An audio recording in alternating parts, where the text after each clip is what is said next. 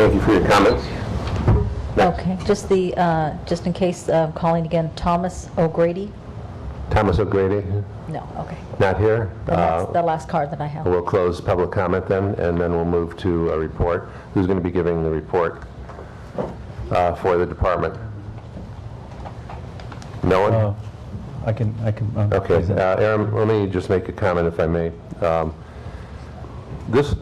This was deferred to this meeting because of the concerns that some of us had as commissioners on the impact that this would have on business, on jobs, why we're moving so quickly and rapidly, the impact that it would have on a disincentive for residents to, install solar, et cetera, et cetera, et cetera.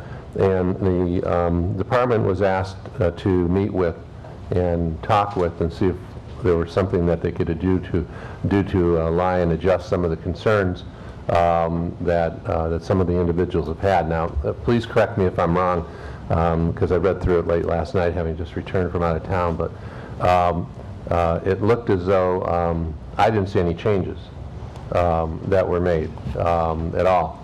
And so I think we're almost in the same place as we were the last time. And I personally, at least as a commissioner, have some grave concerns about doing anything that disincents people from installing solar, doing anything that serves as an incentive to reducing jobs at a time when we need them. This is not part of the mayor's goals. It's not part of the city council's goals, and it certainly is not part of our goals to either cause a reduction in jobs, cause small businesses to go out of business, or to disincent people from using solar, which this seems to have a natural impact of doing. So with that said, and I don't know if any of the other commissioners have any concerns, and I'd like you to, in your comments, address all of those concerns and why we're moving so rapidly and why we haven't made any changes since, if my reading was correct, we haven't made any changes in the program after you had your meeting. I think if I can summarize the workshop and some of the input and what the feedback was and what we've done. Okay. Some of them might not reflect on the incentive rate is the most contagious. I mean, the contentious part is the rate structure that Yes. hasn't been changed. But a lot of the other aspects of the program that we had great feedback from the solar community and some of the installers and the customers. But I would like to summarize, what we've seen. So some of the speakers commented on this, on the purging of the applications, because right now we have about $110 million in the pipeline that has been reserved as far as potential checks that we need to cut for supplying the incentives to those applications. We've clarified the process that we go through as far as we have an 18-month waiting process for us to make sure that the applications are not kind of clogging the pipeline, and we're reserving dollars for non-installation of solar. So I think after we've explained the process, some of these concerns were satisfactory to the customers, and that's the process that we're going to follow. I think it's fair because by the time an application is put in to the time it takes for somebody to install, 18 months is a good period to test whether that project is going to go forward or not. It's a fairness issue also. The other issue is the allocation of funds, and one of the speakers alluded to that, is that 50% of the funds are residential and 50% are commercial, but we also, at the middle of the fiscal year, if we see that 50% hasn't been exhausted on the residential side, we will make the adjustment to the commercial side, and we'll shift the funds to the commercial side. It was a matter of clarification. So a lot of these points that has brought up as non-responsive was resolved, and we see it as a very good thing that we had the workshops as far as clarifying some of these points. So that was clarified. The price ceiling, and let me explain, one of the speakers also brought it up, is that we as a department, we cannot put a price ceiling on the installation because every installation is a different configuration, and we would be in the middle of judging whether a price is higher or lower than a threshold. So putting a ceiling on a price is not, it's not a practical thing for us to do, because otherwise we have to put resources, go through the estimates of whether it should be or should not be, and I don't think we should be in that position to judge. And I think leaving the ceiling open and let the market take care of it is the right way of doing it. So the accelerating the budget is something that has been brought up. So as one of the speakers also mentioned, is that what if you put $100 million in your budget and do that? And as much as we have obligations to our ratepayer and our installers and we have an obligation to this board to bring it to your attention, to say that based on our financial perimeters, we have a limitation of how much funds we have allocated for this fiscal year, and that if we keep the way we're going forward, we have several options that we need to exercise, and keeping the program as is, as an advice to this board, is not the way to do it, because we might find ourselves at $50 to $75 million exposure where we only had $30 million in our budget, which means that I have to go back into the programs that this board approved and shift money from existing program, which might eat into substation upgrades, poles and wires upgrades, any system upgrades that we're doing to the system, and shift money around. And it's a matter of prioritizing those funds, and allocating it back to the incentives. So those are the discussions that we had, and we're proposing to reduce the incentives in order for us to manage the cash flow that we anticipate going out, rather than putting a hard stop on the program and creating this unnecessary pressure on the program to start and stop. Other utilities have done it. We don't think it's the right way of doing it. We could choose to do it, but I think it will send a even harder signal back to the community, saying that we want to cut the program off. Aaron, may I ask, Sure. while we're on the subject of other municipalities and other utilities, what have been the practices of the other municipal utilities in the face of these same economic pressures? So Anaheim, Glendale, Riverside, Colton, Imperial Irrigation Districts, they've all have put a hard stop to the program because of this budgeting issue. It's very hard to predict the acceleration of the cash flow, because a lot of the external stimulus effects are taking place. The federal government is coming in with the grant issue, which is a 30% grant up front, but that comment was made that it was going to expire at the end of this year. That's the grant part of it, but the tax incentives will go on till 2016. So you still have a stimulus fund that's going to be coming in from a tax perspective from now till 2016.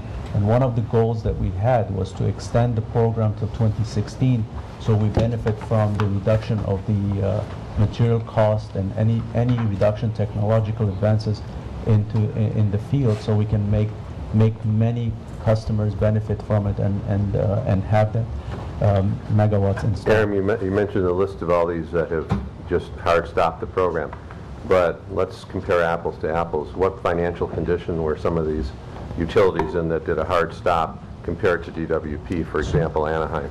So they have very And did they similar. make other hard stops on other programs because No. they didn't have the financial wherewithal? They have, our program was, this board has approved the existing guidelines that we have, is that the board approves of a limited budget for us based on the overall program, and that the customers that sign up, they know that the program is potentially subject to termination once the funds are exhausted.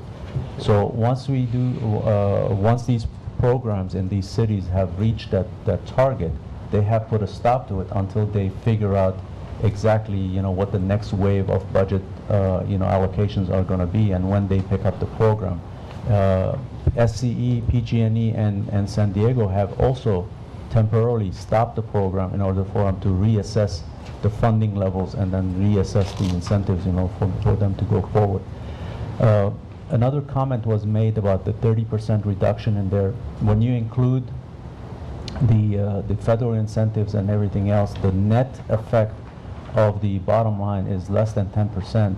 to the customers. So if you isolate only our incentive, yes, it is a 23 to 30% reduction based on the numbers that we have.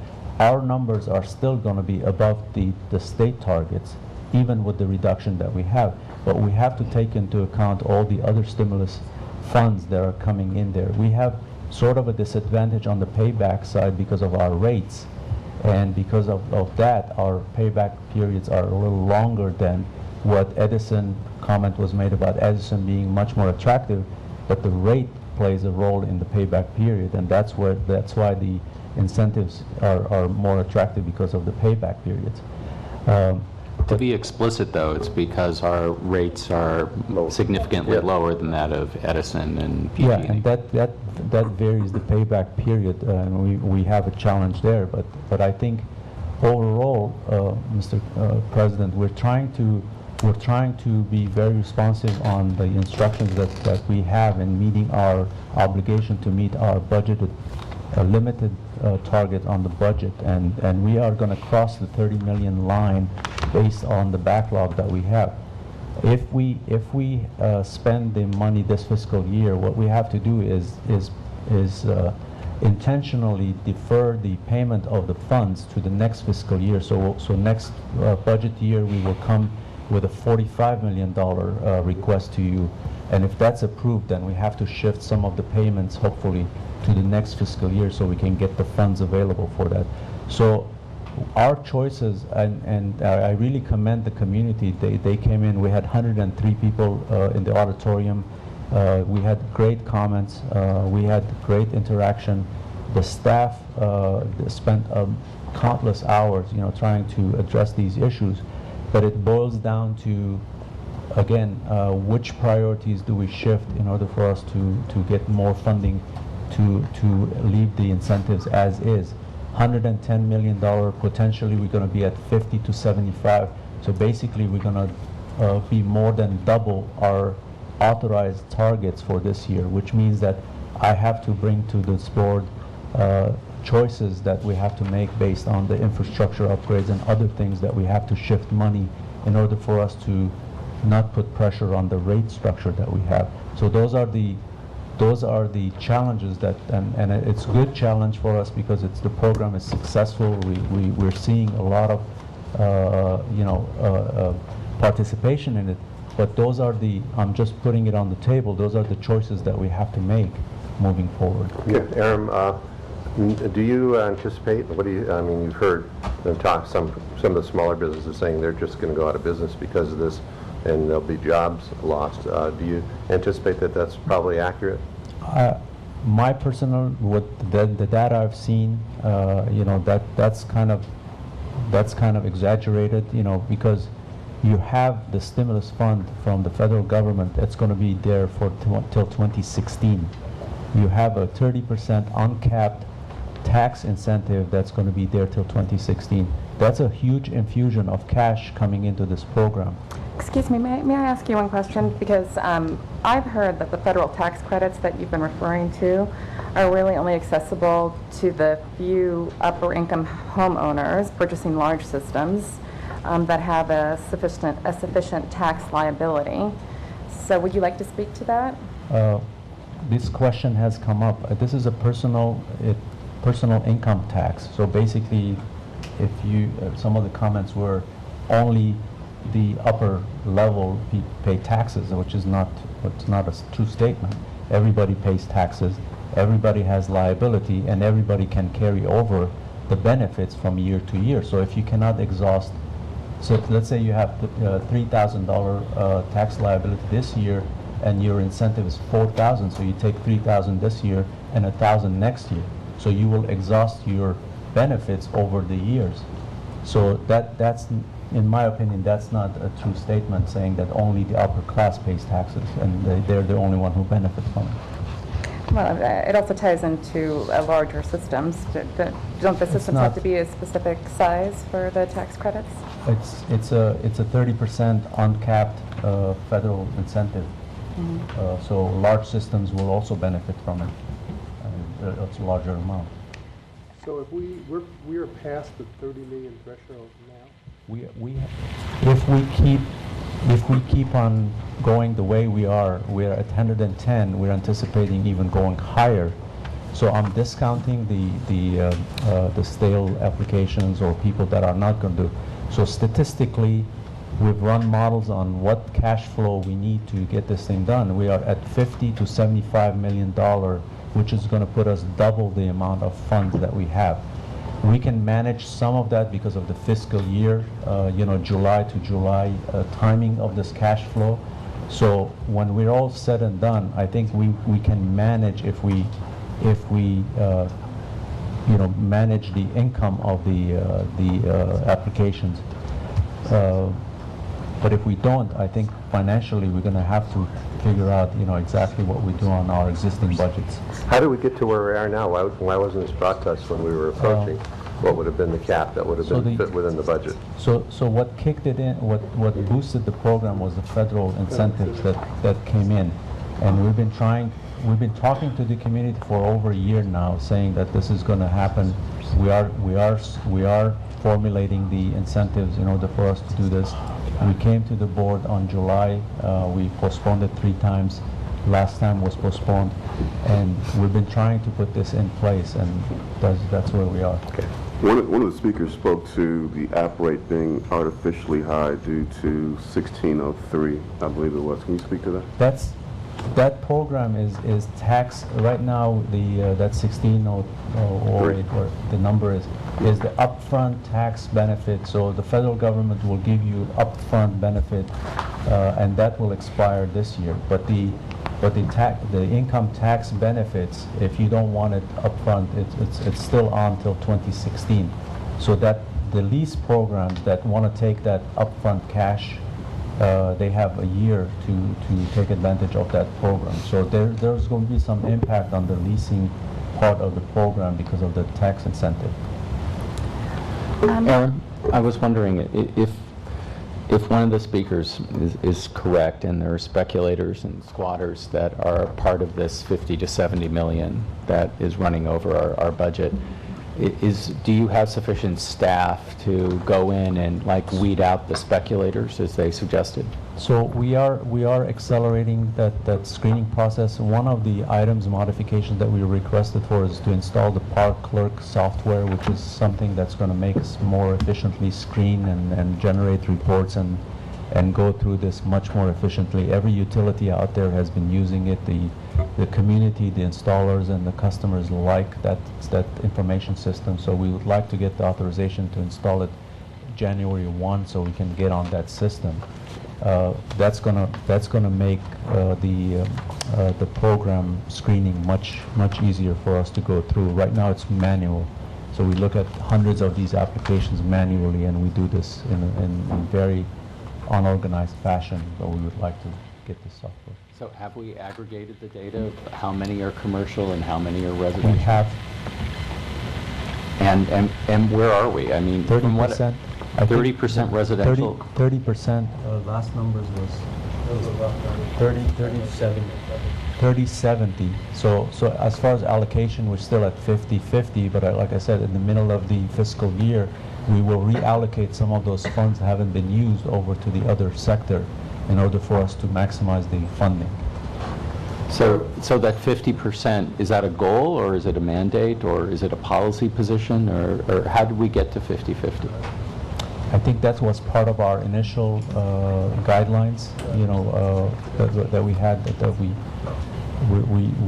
I think because we have the flexibility, we don't see that as an obstacle for us to shift funds from one to the other. That will keep the sectors balanced. I think I know the answer to this, but with respect to the IOUs that come to a hard stop, what's been the impact on that? I don't have it top of my head, but I mean, we could tabulate those. But I would say, I mean, from a policy perspective, I would say that's the bottom of our choices because of we would like to keep this thing consistently. That's what we said initially when we started the program. Keep it steady, make modifications, don't make hard stops or sudden changes, and that's where we are. And part of the the program, when we initially set it up, was the 10-step process was inherently, the incentive program was set for different stages of performance, and the declining incentives was part of the formula from day one. So it wasn't like what we're doing today. It's not a revelation as far as adjusting the incentives rates in order for us to meet our targets when the policy was set. So it sounds like we were looking at two options, right? The hard stop versus reducing the incentives, right? Is there a third option where we could perhaps, let's assume we go over, right? At the end of the year, we end up at 50. Is there a way we can kind of have a FIFO approach where we just kind of pay them as they come up? We cap it at 30 million, and we roll the others over into the next year? So let me just go through the options as we see them, and if there's any other feedback. Number one is leave it as is and take the applications in. And then at the end of the 313, which minus the admin cost is 285 million. So we have those end targets. Take them in, but with the understanding that the cash flow is an issue. So taking the applications in, processing it, so whoever puts a system today would have to wait for us to put it in the cash flow in 2 years or 3 years. So if that's acceptable, that's doable, because we can manage the cash flow and we can manage the incentive rate. The other option we have is... What do you think that would do to the developers, though? I mean, if I was putting it on my house, I'd rather see a little discounted cash today than wait. I mean, that's my preference. And a lot of the people I've talked to, that's what the answer I get. I'd rather see, we say 5% or 10% off, but give me the check today so I can balance my checkbook rather than wait 2 years. The other option we have is to put a hard stop right now on the applications we have, process what we have in the queue to see where the end result, because we're forecasting the 110 million to a number that we think it's going to be between 50 to 75. And if that doesn't come through, then we could readjust the program moving forward and then stretch it till 2016, but have a gap in between today and that 2016. And the option that we would like to see is adjusting the rates and managing this, and come back in 3 months and see whether that's working the way we think it's going to work. And if we don't, then we could adjust the rates again. But those are the three choices we have. Let me ask I'm sorry. no, I'm finished, thank you. Okay, let me ask Ann a budget-related question, because, you know, our responsibility is to the ratepayers as commissioners. If we were to, where does this fit in with our budget in terms of increasing rates? Because you're already talking about us being over. Is this money that's going to have to come out of our system? Is it money that's going to be held? Is it a likelihood that we're going to see a large rate increase because if we continue the system on? This money is actually part of the energy cost adjustment factor, which is currently, based on the report we present for later today, is 203 million under collected already. So as part of the general manager's proposal to separate variable and fixed costs, this is one of the ones we would assume would be a fixed cost that we have the ability to control. So to the extent that we overspend on it, then it is going to be additional rate increases for the customers to recover those energy costs. All right. Any other questions? I do. I see that 8% of the budget is dedicated to outreach and admin. Obviously, your outreach measures were very successful. I don't know if you can curtail those now that it is so popular. And also, I'm wondering, with this new software program that you plan to implement, do you anticipate that administration costs going down? So could we save on the 8%? I think the administration cost probably will not go down, but the efficiency of the program will get much better. So when we say we're going to get the checks out within 4 weeks, those will be met. Because right now, because of the fluctuation of the program, we're having some lag in the program that we would like to fix. And a lot of the input that we got from the community was about the service levels that we have, which we take it seriously, and we want to fix it. So I think the program is going to make our response levels much more predictable and much more to the expectation of the community. And when you had your public meetings, when you laid out 3 options, what was the preference of the group? Most of the input that we've seen, and it's kind of consistent with the public comments that you've seen here, is that boost your program to $100 million, $150 million and just let the program run out and then stop it at the end of the program. But that doesn't include everything else we discussed as far as the prioritizing of what we're doing versus the waiting period going forward. Including managing cash as well as the impact on rates. And some of it is from the leasing company, the company that's leasing the space. They would like to see that option because they are done this year. The contract is signed. They get the 30% federal incentive, and then they're out of it. What happens the next year and the next year, but we have an obligation to serve the entire population of the people that are going to benefit from this. Eric? I was going to ask Lorraine to add some comments on the public meetings. Lorraine? Lorraine?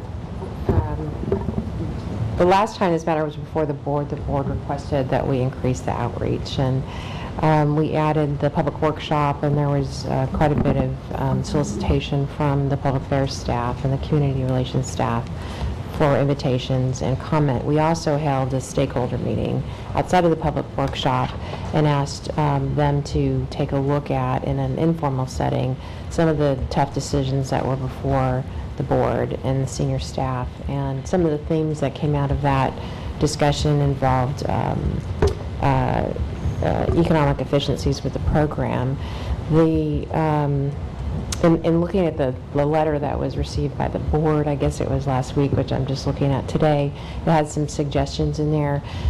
What I would recommend, just as far as an ongoing dialogue, because it is a difficult decision to make. The program is, as is explained earlier by Mr. Benjamin, it is $100 million spent and more than that in waiting applications with a budget of $30 million. And so we're looking at actually 2/3 of the total $300 million 10-year program already gone in the first 3 years. I think there were quite a few constructive ideas that came out of the stakeholder meeting that are very complex, that involve solar market trends, that involve local installations, that also push up against our annual budgets, the money that we have under ECAF, and the responsibility to manage the program. We're in a support role to the power system with this program. This is one of those ones where public outreach is very important because local solar was a consistent priority that's been communicated to us in the integrated resource. It's been communicated to us at the board meetings and at the staff level. So what I would recommend, regardless of how the board votes today, is to continue the level of support for the power system and the outreach, meet with the stakeholders, stay very close to this, host perhaps another workshop or a couple of workshops to really understand the trending in the solar market. I think one of the things to underscore as you're thinking about this is, in addition to the annual budget, what was presented to us outside of the workshop is the downward trend in the components and the parts for this part of the solar industry. The fact that the uptick in applications came immediately after, so it was February 2009 of the January 2009 federal tax rate increase, which went from about $2,000 to $7,000. So there's lots of items that feed into how this program is maturing. There are a lot of similar experiences with our brethren in the region, some of the other utilities, but it's something that's impacting a priority for our community. So I think we have to continue to commit to have a very open dialogue with this community, with the solar installers and developers, with our customers who also care about the rate impacts, and with some of the stakeholders from the business community and the environmental stakeholder community who have a lot of different varying views. So I would recommend that we continue to host some more public forums to work through some of the issues and appreciate the suggestions that were in the board letter that were presented last week. Any other questions? Yes. I really like the idea of collaborating more, because it does surprise me that you have 100 people in the top of their field providing all these comments and then none show up in the document. So that's concerning to me on many, many fronts. From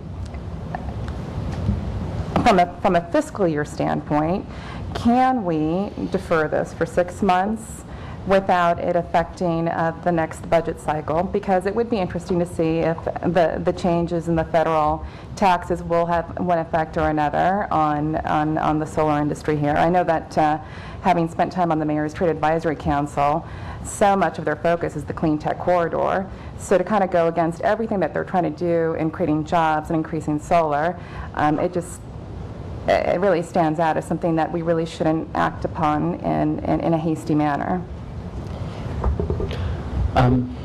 You know, there's so many economic development benefits that Commissioner Noonan just brought up, and so I'm hoping that we have a way of tapping the brakes rather than slamming on the brakes, and I think it would be perhaps an amendment to the current board letter to come back and revisit this in a very short period of time if we move ahead with recommendations to at least evaluate where we are. And Aaron, I think that your staff, and whether it's with the new software or whether it's done independent of that, I think we should look into the concepts that were offered in the letter from the solar community. The idea of there being a price ceiling, I think, is something that we should explore, and perhaps we can find some ways to adapt to that. For us to weed out some of the speculators, and so we're separating the wheat from the chaff, and I just would hate to have a sense that we're reducing the number of clean tech jobs in LA. I understand that the market has changed, and we need to price our incentive program accordingly, and that makes perfect sense to me. The question is, how do we do that without actually harming an industry? And I don't know if we've met that sweet spot yet. So those are my comments.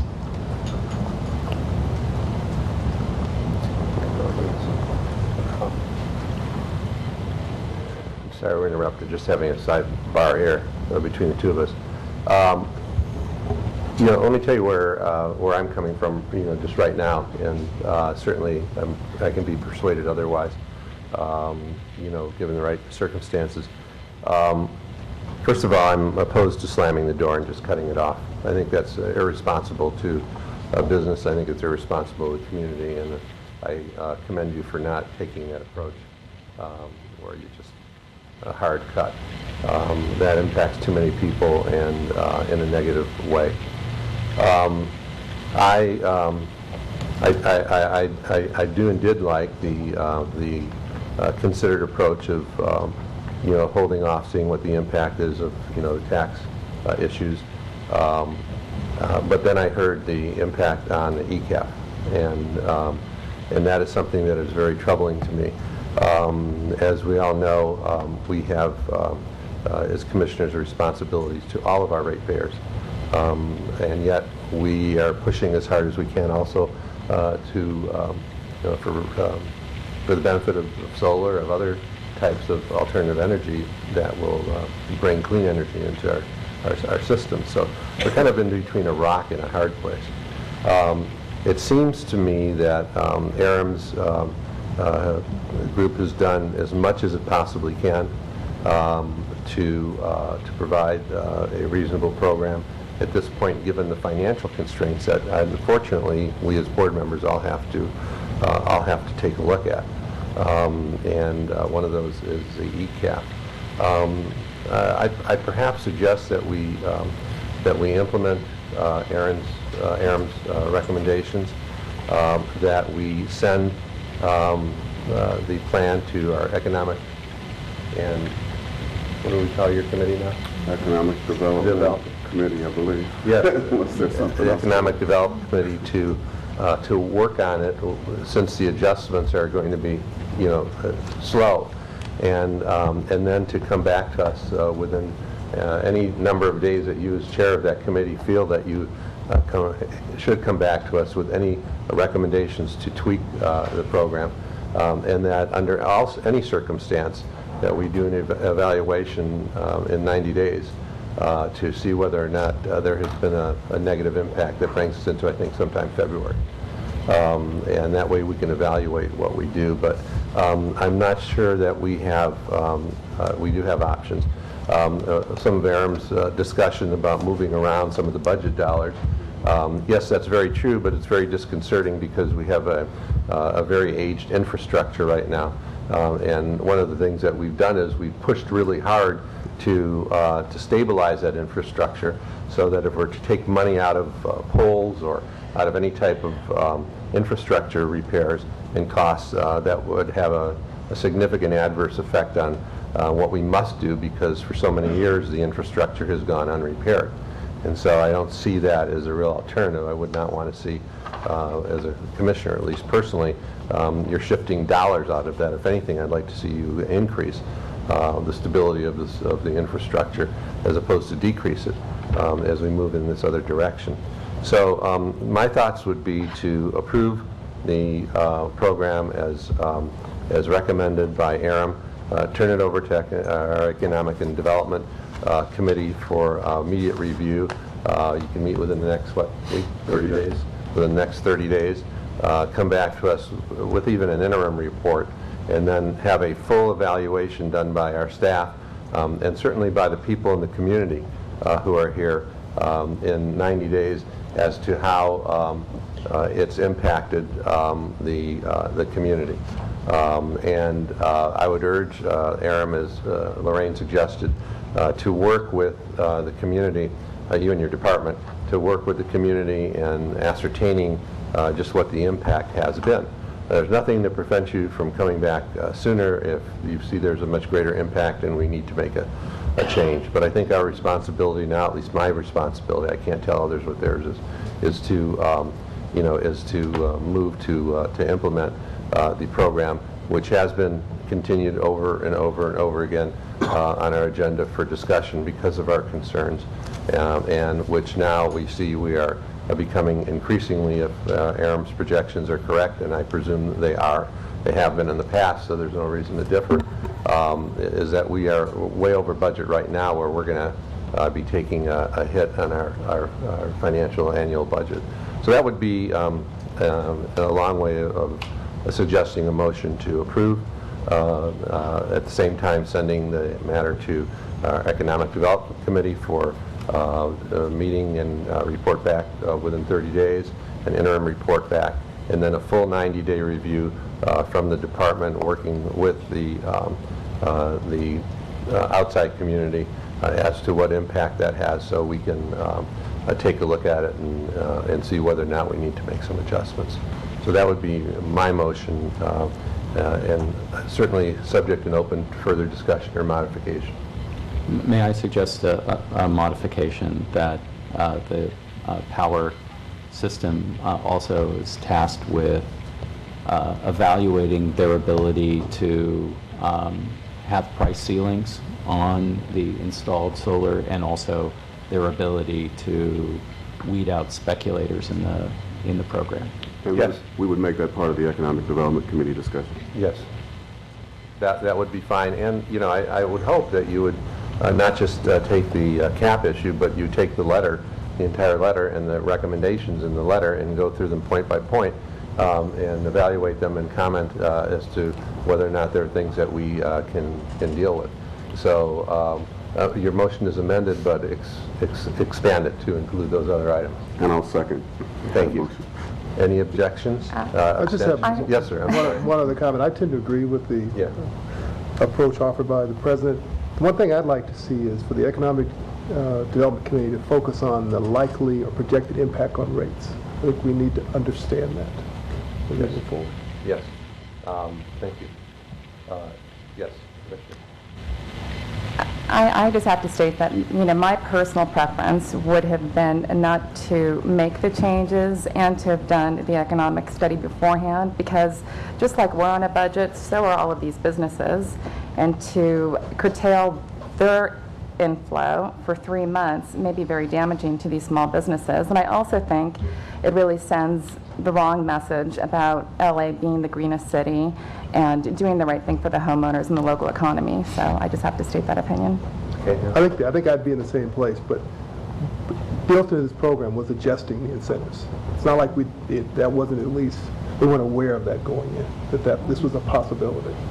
And there have been, even, I believe prior to your command commission, this issue has come before our board before for consideration and for discussion and for, and then when we found out there wasn't, in our opinion, sufficient discussion, we again postponed it to have that discussion. I'd feel very much the same for you if I hadn't received the answer to my financial question on the ECAP. Having lived through barely several energy... Are you still alive? Yeah, sort of. Several energy ECAP issues. We know how sensitive increasing any of our rates are, even based upon an energy cost, an ECAP factor, let alone increasing the rates themselves. And so with that, I think we also have to look at a broader spectrum, which is our ratepayers, and attempt to balance them. So that's what I attempted to do, but I certainly respect and understand your position. So there's been a motion, it's been made, it's been seconded. Let me ask, are there any... May I just make a quick statement? We're coming back to reevaluate this. Yes. And if we find that this adjustment that we're implementing today, and it appears that we're implementing it, if it stops cold, this program, we will absolutely revisit this as a commission. We're revisiting it. No matter period. what. No matter what. Yeah, we're revisiting it, period. I mean, that's the purpose of it. And we're so I think- evaluating it, and at that point, we'll be able, if there's a need to take action for any reason, to adjust any part of it, we will, at that point, make that adjustment. That will be within a maximum of 90 days. I just want to assure that the people who participated in the public meetings, that their voices were heard, and that we're paying very close attention to the signals that we're now giving to the solar community. Okay, well, let me take it one step further. It's not just their voices were heard, Commissioner Parkway. It's that we've asked staff to continue to work with them and to hear their voices in developing and determining what the impact has been, on that particular industry. So, yes, that's it. So the motion has been made. There's been a second. Are there any abstentions or objections? Are you object or abstain? I object, sir. Okay. So there's one objection. All in favor?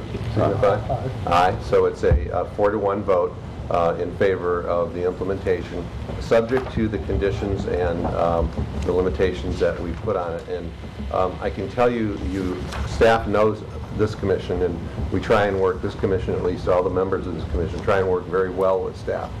But I can tell you that it's a very sensitive issue and an important issue to all of us, whether we voted for or against it. And if for some reason we don't get the response within 90 days, or report within 90 days, or we don't get the information that we are looking for, I can tell you it's not going to probably bode very well for staff and for this program, because we really do want this information, because we care about the community, we care about our small businesses, our jobs, and our ratepayers as well. And I'd urge you please to listen to what Mr. Sales indicated, whether it was or wasn't part of the motion. And we need to know the full financial impact on what we're doing when you come back with that report, and the financial impact of the various options. And so I imagine you'll work together with them so that we can see what they are and give us different alternatives. So I'd really like to commend the staff. This is a very challenging issue. I thought it was well presented. I thought you did a good job reaching out to the public, and it was well debated. well, and I'd also like to commend, if I may, the community. They've handled it, the business community, they've handled it in a very professional way. They brought our attention to things that we might not otherwise have been aware of. Caused considerations and delays based upon our concern for you and what you've told us, and we're trying to do the fair and balanced thing given our financial constraints and our responsibilities under the charter. And we want you to continue to have input with our community so that we can come up with a solution that would be best for for y'all and best for the department and for for the ratepayers. So it's been done very professionally. It's been done very respectfully, and I presume and hope it will continue in that manner, and that you'll work together, because we really want to be able to provide to you the benefits that you're asking for, so long as we have the funding and so long as it doesn't go against our charter responsibilities. So thank you very much for the presentation. Commissioner Sales is correct.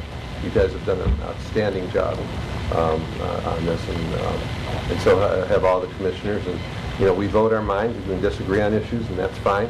But let's just, at the bottom end, hope that everything does work out, and we find that we are okay. And if not, we'll make the changes that need to be made. So thank you very much. I think we're done with that item number 35. We then move on to item number 36. Item number 36, Mr. President, is a recommendation to award a $31,687,000 contract to AECOM for the 10 megawatt solar installation that we have proposed, and we brought to this board as a request to issue the task under the original RFP that we had for design, permit, and procure material for a 10 megawatt solar plant at Pine Tree. All right, and we had some issues on this particular item, and communications that were forwarded to our chief operating officer and to you. And I could address that. Yeah, I'd like you to address those issues first, sure. please. So just the background, Mr. President. Well, why don't we just talk about what your comment was? I think the main issue that was raised by your communication to us, Mr. President, was the issue of the company being a local vendor or not. And I think the company that has been awarded to AECOM is a local vendor. It's been in the city since 1947 and employs about 1,000 people within the city. So I think it is a local vendor. So that was the thrust of the question that was posed upon us. The thrust of the question was more than that. The thrust of the question was, if I may, that it came to my attention by way of a communication from an outside third party that I believe in bringing directly to the department, that there had been a contract that had been awarded to a particular company that was a local vendor, and that the program was ultimately terminated and or stopped, and new bids were sent out, and another vendor got it, and that vendor may or may not have been a local. Yeah. So I think Adam will address the details, but the contract was never awarded to anybody, and it never came to this board. So there was never an award made to any vendor. But during going back to the ECAF, because of the ECAF time, we had to put off everything, because we didn't know where the funding was. We were going to have any funding left. So this was changed after ECAF was done, and Adam can walk you through the timeline. Yeah. So just the background on the original RFP that we had last year. So we had the solar RFP that basically wanted to narrow down the list of suppliers that can do design, permit, and procure for solar projects throughout the city or outside the basin. So this board approved an RFP. We've narrowed down the list of 12 winners of that list that we could go to, with the condition that every task that we issue, we will bring back to our board regardless of the amount for being approved. So we've done several of them. You've seen a Main Street here, solar installation, which is Ecoelectric, is the contractor. We've awarded that. It's about $350,000 contract. We've issued tasks for LA Port. We've issued tasks for Adelanto.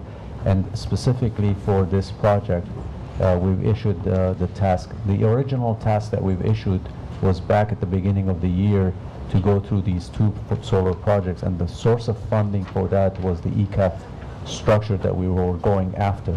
So after we found out the stream of income that we had, we suspended the program. Moving forward, we canceled the tasks, waiting to see what's going to happen with the funding sources.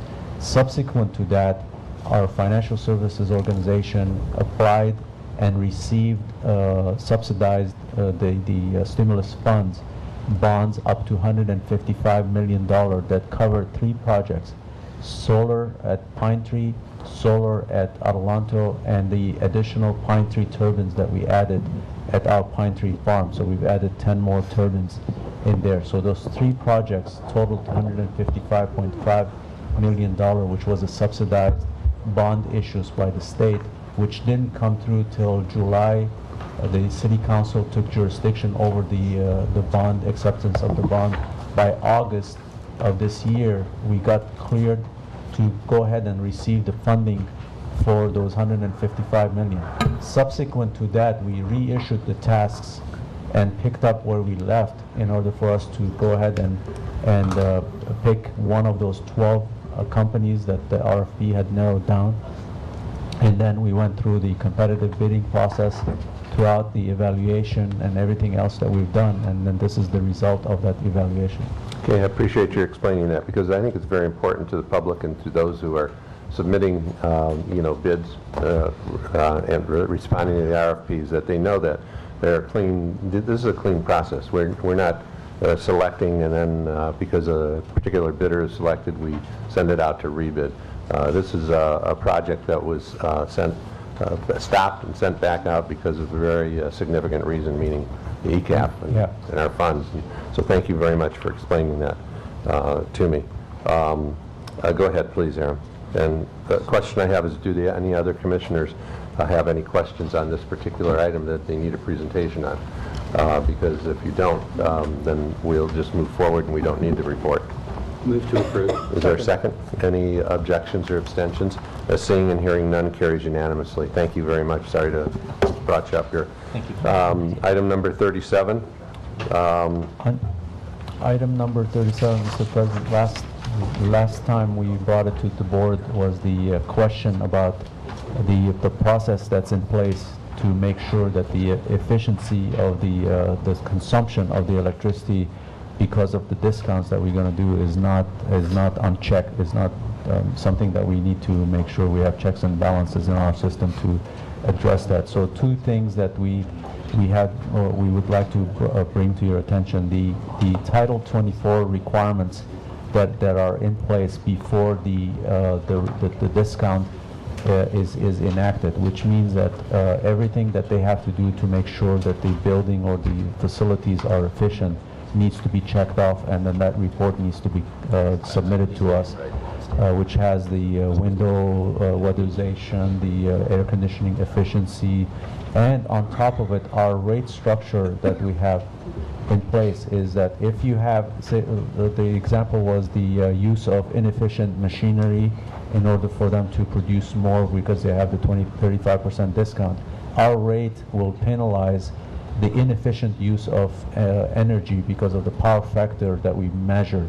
So we have meters that measure power factor, and then we will penalize for having imbalances on the customer side in order for them to make sure they're using machinery efficiently. So with those 2, I think we have pretty good certainty that the 35% discount will be used for expansion. With those modifications, I'll move the item. Second. Commissioner, before you move the item, sorry, but last time you passed a portion of that motion, and since it's an ordinance, rather than having a fragmented ordinance, what I would ask is if you could modify this resolution to rescind the action that was taken at the October 5th board meeting on item 34, so that this motion would supersede that motion. All right, well, we'll move to rescind first. Or can we do all part of the same motion? In the resolution. Yeah. Will you accept the amendment? So moved. Is there a second? Second. Any objections or abstentions? Hearing and seeing none, carries unanimously. Thank you for your comments, Joe. Next. You got a comment here. Oh, yes, I'm sorry. 2-minute break? Yes. Is that We're okay? going to take a 5-minute break. Thank you. All right? Still recording. Thank you. We're back on. This is a continuation of our meeting, of this morning. It's the Board of Water and Power Commissioners meeting, Tuesday, November 2nd, 2010, at 10 o'clock. And we actually took about an 8-minute break instead of a 5-minute break. We're moving on, I believe, to item number 38. Is that correct? Yes. Yep. Okay. And do any of the commissioners have any questions or comments on item 38? No, move to approve. I do, I'm sorry. Okay, excuse me. Yes, please. Would staff come forward who's going to be reporting on that? I can speak to the water revenue adjustment factor. Okay, go right ahead. For your approval is a resolution to implement the water revenue adjustment factor for calendar year 2011. This item was presented and approved by this board on September 7th. However, the City Council had concerns and sent the item back for additional information.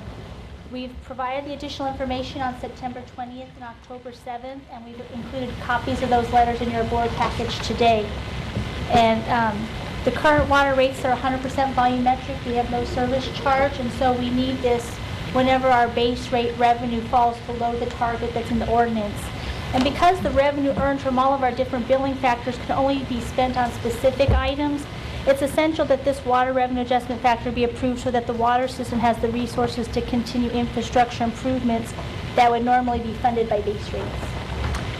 And you say we provided the information to the City Council that That would be attachment B and C, which is the September 20th letter and the October 7th letter. have we been asked any other questions by any of the City Council members that we have not addressed? No, Okay. I'm not. All right, have we checked with the City Council members to see whether or not the information we have provided to them is sufficient? We've reported back. They haven't, normally they call us to discuss it further. They have not asked us for it to come back. Yeah, well, I have maybe a little different approach, and it's not my own, it's for the department to decide. But, what I hear from some of the council members is that, just that. We wait for them to come to us. We don't always go to them. We don't provide them with full information. We don't necessarily always send the right people in to see or talk with them. We'll maybe meet with a staff member, but we don't check back with them.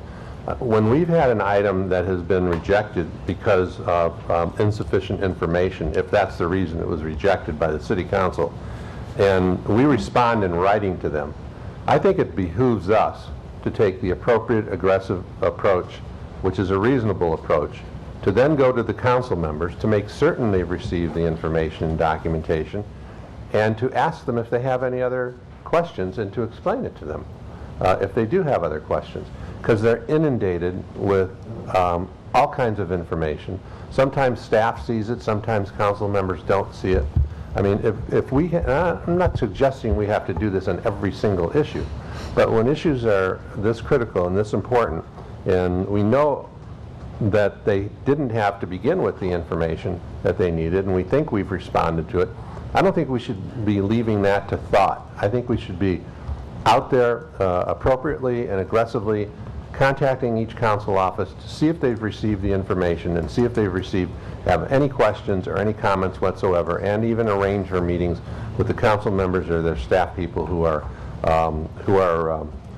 reviewing this. Because they didn't send it back to us saying, no, we're just not going to approve it. They sent it back to us, as I understand, because they needed more information, and they weren't all fully informed on what this meant, what this was. President Alpert, Yes. The information that I have is that, and we have made that offer to meet with them and provide any additional information. There is a CAO report pending on this. The information I have is that they wanted to see what was in the CAO report, and then if they had any additional questions, they would, we would go ahead and meet with them, but that they, at this time, they did not have a need to meet, but we did make the offer. Okay, when will the CAO's report be out? How long before this comes before the council if we pass it? I do not know. Okay, well, I think we ought to check that. Whoever does our government relations, community relations, Lorraine or whomever, ought to check that and see what the report recommends, and then initiate the appropriate contact with them after that report is done, if there's sufficient time between the council meeting. Because I don't like seeing these things and hearing, in the press and in the paper that, these things are coming back to us because they don't have sufficient information, and maybe we could have, responded to the questions or dealt with it. I mean, these are complex issues that we're dealing with that, some of you have to explain to us to make us understand them. And so there's no reason why you shouldn't do that, with the council members or their staff as well. May sure. I take that one Yes. step further? When I was nominated for this position, everyone in the mayor's office, including the mayor himself, the city council people, they emphasized two words. They said integrity, transparency. And if you read what's out there in the public, I read one publication talking about $63 million water transfer reserve, and why isn't money coming from there? And basically, this whole idea that the ratepayers are being vandalized in a way by DWP. Now, when you explain it to me the way that you did, it seems the opposite of that. So I really think that not only is it so important to educate the city council board, the city council members, your board, but also the public, just so that we can get into that direction of integrity and transparency, because the way you explain it is very different than how I read about it through third parties. Good point. Commissioner? Just a question in terms of timing. Did we bring this to the board today because we're under some time constraint to get this done? Or I'm just wondering why we didn't close the loop with the CAO and council prior to bringing this back? Do you want to talk about the timing? Well, the timing on this is, one of the following items is we're hoping to issue water revenue bonds, and we'd like to show the financial community that the factor that's built into the rate ordinance back in 1993 is effective. And because our rates are 100% volumetric, from time to time we do not have enough base rate revenue to fully support our infrastructure, our principal and interest payments, and our O&M costs on our crews that go out and do the day-to-day operations. And so we were hoping to have this approved to show the financial community that the rate structure that was put in place is effective and supports that. I think would have been great, in line with President Alpert's comments, would be to go to the City Council and say, we've got a bond that we need to issue. Could you give us an expedited response so that we know that we're in line with what your thoughts are and that we've complied with what you've asked of us, so that we can go to the board on November 2nd with some clarity and understanding as to what we're getting done here. Okay. Yeah, I think that's a very, very wise suggestion. And Commissioner, may I have? I think Yeah. Lorraine, I think you speak to the, because there's Yes, other Lorraine. issue that we have to address today on this. That's why we are here, Okay. not because of anything else. So I'll let Lorraine address some of those things. I want to address the comments made by the commission about the communication with City Council and the CAO's office and the CLA's office. We had extensive conversations with each offices. We met with the CLA and CAO. Jim McDaniel actually personally met with members of City Council, and I'm sorry I wasn't here when the item was presented to communicate that to you. There was considerable discussion with council. There were questions that were requested by the chair of the Energy, the E&E committee, that were presented to us verbally, and we responded to them with written answers. After those answers were prepared and presented to the committee chair and the rest of the committee and the committee chairpersonal staff and the CLA and CAO, we also visited several council offices to ask if there were any follow-up questions that were initiated as a result of the answers that we provided. There was a little more interest with Councilmember Krikorian's office, and I believe Mr. McDaniel and Mr. Buettner discussed this matter with Krikorian's office. Mr. Raj discussed this matter with the chair's office. Mr. Raj discussed this matter with the president of City Council. So there was quite a bit of communication before today. Immediately after it was heard in E&E, it was scheduled to be heard today in E&E committee, and it was removed from the agenda. My understanding is, based on the conversation, and my staff, Wendy Yancey, is the one who manages City Council relations and answers a lot of these questions with the support from Jim's staff. My understanding is, because of the detailed responses and because of the breadth of attention that was given to City Council and the staff and their questions, it was removed from today's calendar. And they will await the outcome of the discussion today and what the board does. So they're fully aware of this. They've been briefed on the bond and the schedule for the bonds. They understand the reason that we're bringing it back to you today as a commission is because it is time sensitive with respect to the bond schedule. So from a formal and informal perspective, both in committee and in public at council, and meeting with them individually with our senior management from the water system, our CAO, and our general manager, and our city council staff, the in-house. I think we've covered the bases. If they have any remaining questions, that we stand ready either in writing through Jim's team or verbally with Mr. Buettner, Mr. Raj, or Mr. McDaniel to answer the questions. And this is each of our city council members' offices, not just the ones that are on the committee, not just the president of the council. That's each of their offices have been given the same attention and discussion. And Each of the offices have received the materials to the extent that they're available for briefings by our senior management. They have been briefed. It's my understanding that some of the council members were not available, but we reached out to every office And to extend some the of them offer. indicated that the material was enough and that they didn't want to talk, didn't need a meeting. So we did reach out to everybody, and that's subsequent to the information having been provided to them. Yes. That's correct. That's correct. In addition to that, there were specific questions that were requested. We also prepared a two-page issue briefing to have another way to communicate the issue, something that's more in plain English that we can share with the commission, that Jim's staff and our public affairs staff helped develop.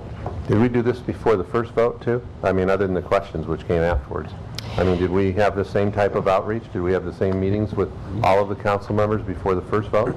In anticipation of some of the rate matters that would be brought before the board and the general water system issues, and as a result of the experience from ECAF. Jim McDaniel and I met with the team to put together a series of comprehensive briefings for each of the council members to open the lines of communication before we brought matters to the board. And so there was a comprehensive hit all major issues, including the rate matters, with each council member. And subsequent to that, we communicated with council when these items came up. I agree with you, Mr. President, that because of what occurred during ECAF, we have a responsibility as a team that interfaces with City Council all the way up to the General Manager to be much, much more diligent in reaching out to Council before and after these matters are being developed. And in this case, there was a very coordinated attempt and earnest effort to reach out. Okay. I hope it resolves itself after we vote. I just have a broader question. For those people who will suggest that this disincentivizes water conservation, what would your response be? I'm going to ask Mr. McDaniel to... I think that you got to go back to the fundamental, the way our rate structure is put together, and the fact that we have this 100% volumetric rate is the biggest incentive for water conservation. That you really, one of the biggest tools, short of having water meters, and water meters the biggest thing, but as far as rate structures, 100% volumetric rate structure is the biggest tool out there. This small adjustment allows us to have that 100% volumetric rate. If we don't have some way of protecting that base rate revenue and providing a minimum amount of money to make sure that we can service our debt, we can't offer the 100% volumetric rate structure. So in the end, and on top of that, when you look at the adjustments that have already been approved by this board for January 1st, with this proposed adjustment combined with the ones the board has already approved, our customers are actually going to see a net decrease of a little bit more than 1 penny per billion unit for their water costs starting January 1st. So there's no raising of rates in the face of conservation. In fact, rates are actually going to be going down, and that's due to the fact that they've conserved and we're buying less imported expensive water. Okay. Any other questions or comments? Is there a motion? There was a motion, I'll second. All right. Any objections or abstentions? Seeing, hearing none? I think I'd like to abstain. Okay, one abstention. Any objections? For approval, so it'll pass on a 4-1 basis. Next, item number 39, authorization to sell. Any questions on that from any of our commissioners? Move approval. Second. Any objections or abstentions? Seeing, hearing none, carries unanimously. Number 40. Any questions or comments from council, from our commissioners? I do, just some really more Please. comments. May I address you, Mr. Please. Salazar? Okay. First of all, I just want to thank you for following up on the information that was requested of you from the board. To be perfectly honest with you, I didn't have a chance to really review it until fairly recently. But I don't want to dig into a lot of the specific questions and concerns I have. Perhaps we can do that in An information exchange? offline. Yes, thank you. It's been a long day. But it does lead me to revisit the issue about Ernst & Young doing a review on your insurance policies, and I just want to know what the status is of that, if they are reviewing all of the policies and the compensation structures with Karcher, because just as an outsider, I would love to see what their report has to say. The Ernst & Young is a executive review of the department. So it's not specific to insurance, but it's actually asking us to look at all of our risks on an inherent and also how we're managing those risks. So it's not looking at insurance per se, but it's looking more at like, are we prepared in the event of disasters? Are we prepared in the event of operational issues? Our relationships with the city council, with the unions, all of those high-level issues. So it's an executive risk assessment, and we expect to be able to issue that report during the month of November. Yeah, has there been any consideration to have them do a specific review for insurance? And the only reason I ask is because, as I brought it up last time, there were a lot of very important provisions that either were excluded or not addressed. Some of the attitudes in going in with the negotiation, they for instance say, well, you had one event with mold in 2000, so why 10 years later are we paying for that one incident that happened back then? It just doesn't seem very aggressive given what a soft market it is for that kind of protection. So I do think, since the department is going to be doing a new RFP process, that this is something that should seriously be considered, because it does kill me when we have to cut back on solar incentives that may affect businesses, and we're saying yes all the time to $5 million premium insurance contracts. So I'm hoping that there may be ways to make our money work smarter and better, so that we can do all of the great things that we do want to do with renewable energy and everything else. So I don't know if that's something that would be considered prior to you releasing the next RFP process.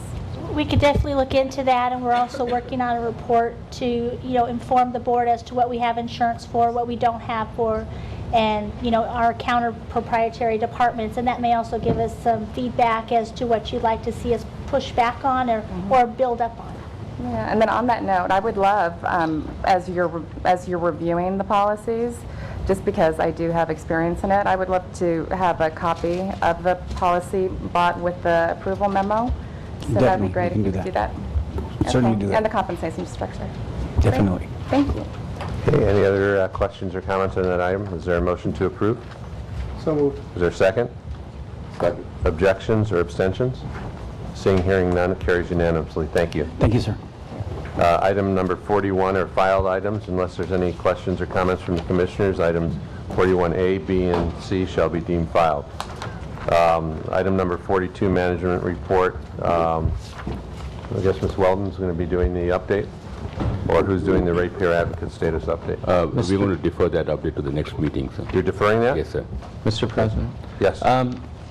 One of the things that I find peculiar is that, we pass resolutions, and they oftentimes are appealed by the city council. In our parlance, they're 245. But we never hear the outcomes in our public meetings on the nature of those council actions. And I feel that it would be wholly appropriate to have, as a management report, what decisions have been appealed, and how we take it from there. Good point, Commissioner. We'll start doing that from the next meeting. Hopefully, we won't have any to report, but I doubt that seriously. So we will make that, and we will do that from the next meeting on. I appreciate it. Okay, question. Why is the ratepayer advocate status update being deferred again? We just had a meeting October 21st, and the general manager wanted to make a brief presentation, but he has been called down to the council because they are considering the motion on taking all those items to the ballot. And so he would like to come and do it personally himself. And I just All right, let's set it for next time, but we need a ratepayer advocate status update. You know, one of the things the public is not hearing is what we're doing. We're actively pursuing, I know, with the committee and that we've put together ratepayer advocate, you know, proposals and options and alternatives. And when I say we, I'm talking about the public committee that's been put together. And, you know, all I hear about is, you know, most of the time or read about in the newspaper is what everybody else wants to do with the ratepayer advocate. And here we are, the department, you know, holding our meetings with the committee, the independent committee, and we're not hearing what's coming out. You know, pretty soon that's going to be self-evident what the consequences and the results of that are going to be. It's not going to be anything that that we think might be appropriate or comfortable given all the information that we know. So I really would like to get an updated public ratepayers advocate report for our next board meeting. Mr. President, would you consider a special meeting just to address this one particular item? I would consider it and probably reject it only because of the time that it takes for all of the commissioners to be here. It's very difficult to get a quorum.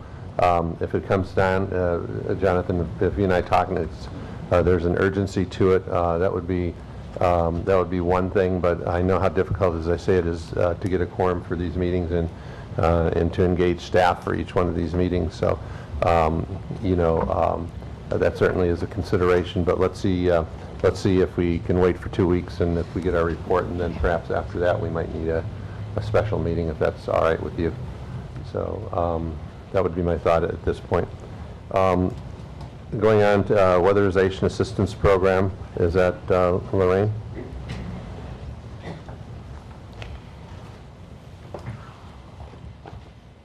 This is just a quick update on the Weatherization Assistance Program. Shouldn't take more than 5 minutes. I'm with Lucia again. This is a new program for the department. The funding is funding that we're receiving from a federal grant that the city received. The weatherization program is targeted towards low-income residents. The amount of funding that we will receive is around $8 million. Excuse me. I will ask Lucia to spend a couple of minutes to talk about the specifics of the program. What I want to highlight for you is that not only does it serve an important customer base, but it gives us an opportunity to increase our strategies with this customer base in a budget year where we don't have additional funds. We can leverage the federal funds that are coming in. This also gives us an opportunity to test a different business model for the department. A large portion of the energy efficiency and water conservation program elements are managed excuse me, in the sustainability program with contractors, with assistance from contractors. We do quite a bit of the intake and scheduling and random audits. This program will give us the opportunity to test doing both the identifying the customer base, scheduling, and actually doing the work itself. The last piece of this is that it gives us an opportunity to look at some co-benefits. The concept of doing the work ourselves was developed more than a year ago, and it was something that was considered by the senior staff. And the benefit in doing that is we will be able to bring in at an entry level some employees on an exempt status, and this program will be the first program to utilize this new employee status that was approved, I think, last month. Yes. Last month, so it's the first time, and it will give the power system the opportunity to screen these employees. Many times we see a dropout rate in the training program on the power system side. It's a large investment by the utility, by the department, And when we see that type of attrition rate without a successful employment plan after, it's a loss. And while it's not a direct investment in energy efficiency, looking at this business model to see if there's a way to pre-screen and recruit some entry-level employees and have a crossover savings to the department could be a win-win for us. So we're very excited about this. We also have the same business model that's under development for small businesses, nonprofits, also using federal money despite the lack of increased program funds. So I'll let Lucia take a couple minutes to talk about the specifics of this program. Okay. Good afternoon, Lucia Olivalet, Residential Energy Efficiency Manager. As Lorraine said, this is a DOER grant for weatherization. It was awarded to the City of LA and in the amount of $8.3 million, and DWP is administering it on behalf of the city. Potentially, approximately 2,500 households can be weatherized by LA DWP via this grant, and this is based on a statewide average of expenditures for weatherization per household. The state, in its experience conducting weatherization services for the last 2 years, has experienced that they can weatherize a home pretty much in total for about $3,250 per household. So that's what we're basing our assumptions on.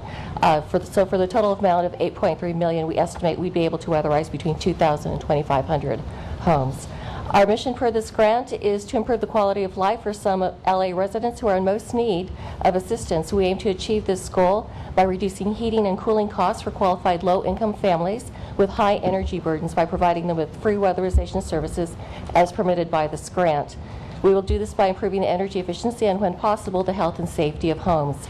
This program also provides us with an excellent opportunity to install some water-saving measures, as Lorraine mentioned, in these homes, such as low-flow shower heads, faucet aerators, and to provide energy-efficient CFLs and refrigerators, piggybacking on the previous program I spoke to you about this morning, when applicable as well. So we're using this as an opportunity to leverage our current energy efficiency programs, and we welcome that opportunity.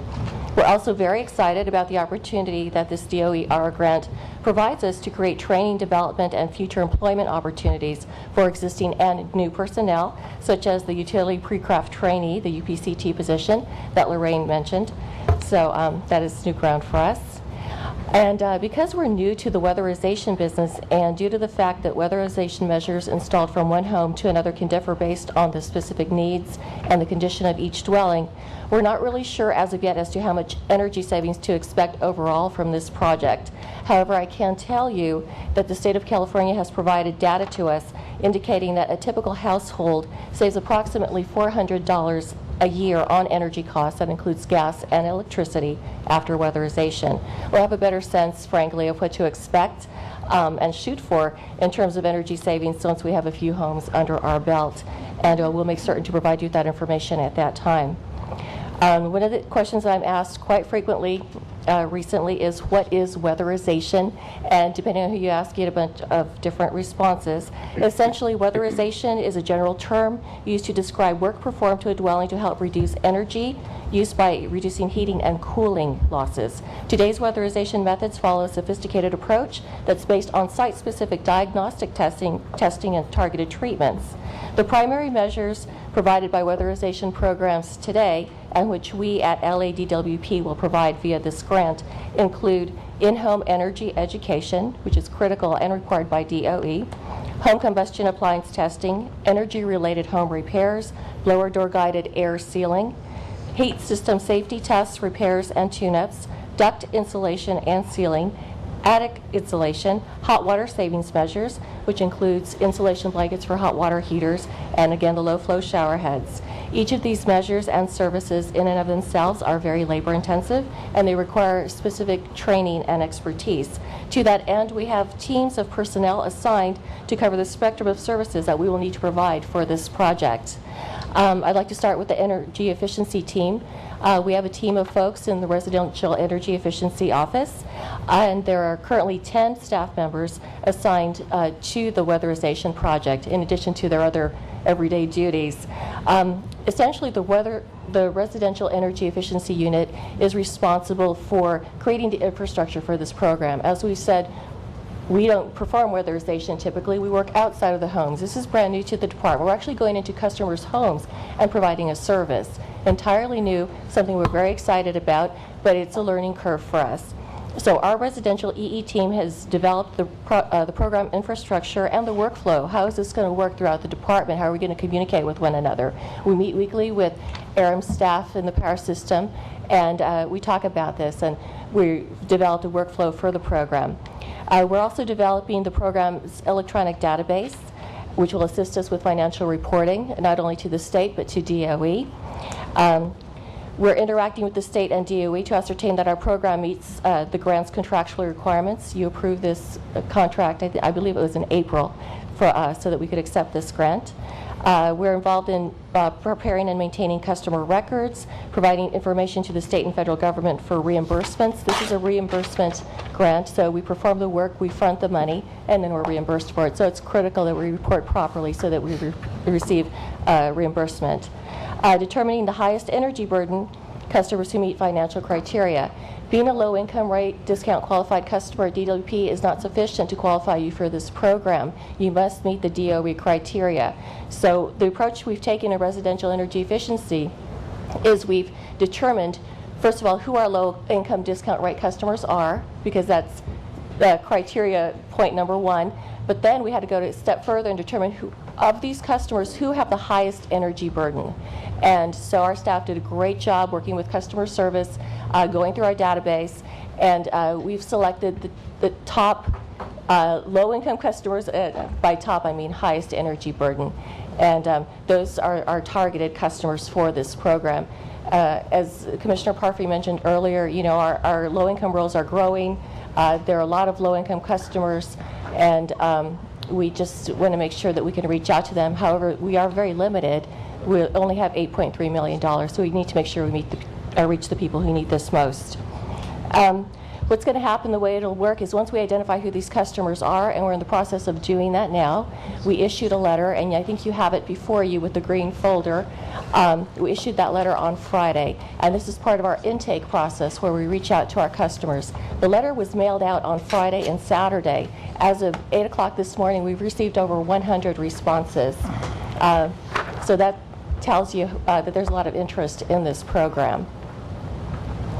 Our team members are returning the phone calls to these customers. We'll be conducting telephone interviews to see if they really do qualify, gauge their interest. This is quite an involved process for the customer. Whether you rent or you own the dwelling in which you reside, there's quite a commitment on behalf of the customer, and we want to ascertain that the customer is fully prepared to work through this with us. Then our residential EE team will make a home visit. They'll assist the customer with all of the applications and the required forms that the state and the federal government require for matriculation into this program. We have to take these documents, bring them back to the office, and then forward that file to the power system and begin appointment scheduling for the initial assessment. The power system will then have an assessment team come out, conduct an assessment of the dwelling, and then determine what the priority weatherization measures are for that dwelling. And then from then on, the work commences, and we anticipate possibly 2 days, 1 day for the diagnostic testing and then another for the actual installation work. Right now, all of our crews are involved in intensive training. There's state training that is involved. Everyone involved in this project, from the people who conduct the financial reporting to those who are actually performing the duct blower testing, the assessments, both pre and post work, as well as the installers for these measures have to undergo extensive training. ARM's crews have been in training for about 3 weeks now. All of our folks should be trained by the end of November, and our plan at this juncture is to go ahead and we've selected a couple of demonstration sites. These are department-owned facilities, and kind of a dress rehearsal, if you will, and test the premise, work out the rough spots. And we plan to actually deploy our crews into residential dwellings in the month of January. The UPCT classification that Lorraine mentioned, it will be brought in and slowly fed into the program as we ramp up. And this will actually be part of their training. So we're working with Local 18, JTI, and LA Trade Tech. Right now we're in the position of having to send our people to San Bernardino for the state training. And we've had people come from Sacramento to train us as an exception. When LA Trade Tech is up and running and certified for weatherization training, people from our local community will actually be able to be funneled through this LA Trade Tech program and then come into the UPCT classification, and it'll really streamline and expedite the process for weatherization training. Question, if I may, please. Sure. One is, I understand that, I think it's a great program, so, and will save lots of people and is focused in the right community. But I keep hearing from everyone that we need more employees. We don't have enough employees to do this and to do this and to do that and do this. Has there been any thought to maybe hiring maybe weebies or small businesses who actually don't need all the training, who know how to weatherize, to do some of the work for the department? And or is that not permitted by the program, as opposed to training people to go through a program, then when the grant's over they've got the training, but we may not be doing that program anymore, or maybe we have to hire somebody. What's the thought process on not going outside and helping small businesses and to do that? Regardless of whether they're an outside contractor or whether it's our staff within the department, there is training that's required by the state. What we have with this new classification and the exempt employee is a temporary classification. So there are two areas for consideration. And one is this is a limited term program. It's a grant, and it's something that we've started basically from the ground up. Because it's limited term and because it's going to involve quite a bit of work, this new classification, the UPCT, is, because it's temporary in nature and gives us the flexibility, is ideal. The reason that I am recommending this approach is because it adds the co-benefit of doing some pre-screening for recruitment, because it's the power system who will actually be doing the work under the program after the energy efficiency group identifies the homes and schedules the weatherization. So are we hiring new people for this program? It's an exempt classification, it's a temporary, and those... That's a yes? That's a no. That's a no. That's okay. a no.